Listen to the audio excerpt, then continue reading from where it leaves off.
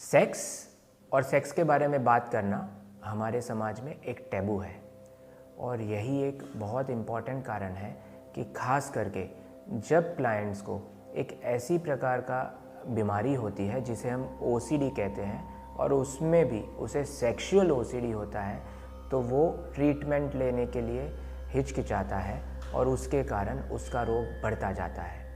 तो आइए हम समझते हैं कि सेक्सुअल ऑब्सेशंस क्या होते हैं। सेक्सुअल ओसीडी में खास करके व्यक्ति को अपनी इच्छा के विरुद्ध, उसे पसंद नहीं है, उसकी इच्छा नहीं है, फिर भी सेक्सुअल थॉट्स आते हैं और वो सेक्सुअल थॉट्स अपने नियर डियर वंस यानी घर परिवार के लोगों के लिए,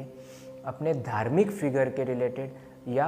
भगवान के रिलेटेड या देवी देवता के रिलेटेड ऐसे थॉट्स आते हैं। तो आप समझ ही सकते हो कि जब ऐसे सेक्सुअल थॉट्स यानी जब सेक्स के बारे में इतना टैबू है और ऐसे सेक्सुअल थॉट्स जब इतने नोन लोगों के लिए या करीब लोगों के लिए आते हैं तो व्यक्ति कितना बेचैन होगा, वो कितना गिल्टी फील कर रहा होगा और यही गिल्ट उसे डॉक्टर के पास पहुंचने में देर करवा देता है, जिससे रोग और गंभीर होता जाता है।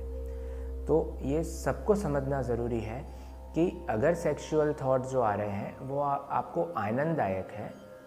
तो वो एक अलग बात है, लेकिन वो अगर पीड़ादायक है तो वो एक मानसिक तकलीफ़ का भाग हो सकता है और हमें उसका सही से जल्दी से स्टेप्स लेना बहुत ज़रूरी है। एक दूसरे प्रकार का सेक्सुअल ऑब्सेशंस होता है जिसे हम HOCD कहते हैं, होमोसेक्सुअल ओसीडी।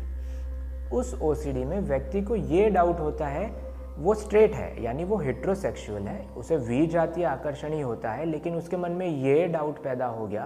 कि क्या मुझे सहजातीय आकर्षण तो नहीं हो रहा, मुझे होमोसेक्सुअल ट्रेट्स तो नहीं है मेरे में। और ऐसा होने पे वो घबरा जाता है, वो डर जाता है और धीरे धीरे रोग अंदर आ जाता है और वो बड़ा रूप ले लेता है। तो HOCD भी बहुत कॉमन है और अगर ऐसा कोई भी व्यक्ति है जो खुद स्ट्रेट होकर उसे ऐसे डाउट्स आ रहे हैं तो उसे नियर एक्सपर्ट्स को मिलना बहुत ज़रूरी है। आज के इस वीडियो में मैं एक और इम्पॉर्टेंट OCD के बारे में बात करना चाहता हूँ जिसे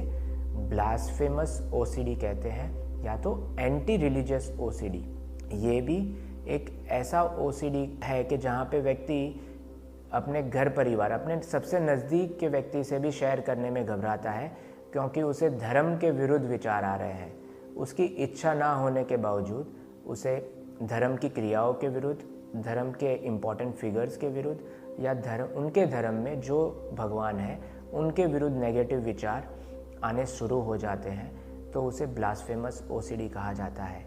तो ऐसे हर कोई क्लाइंट को मेरा ये संदेश है और मैं ये कन्वे करना चाहता हूँ कि हम समझने के लिए रेडी है कि ये आप नहीं हो, ये आपकी बीमारी है। अगर आप भी ये मान लोगे कि ये आपकी बीमारी है तो खुलकर अपनी चीज़ें एक्सप्रेस कीजिए, उसे डिस्कस कीजिए और एक्सपर्ट का ओपिनियन लीजिए क्योंकि इसका इलाज संभव है।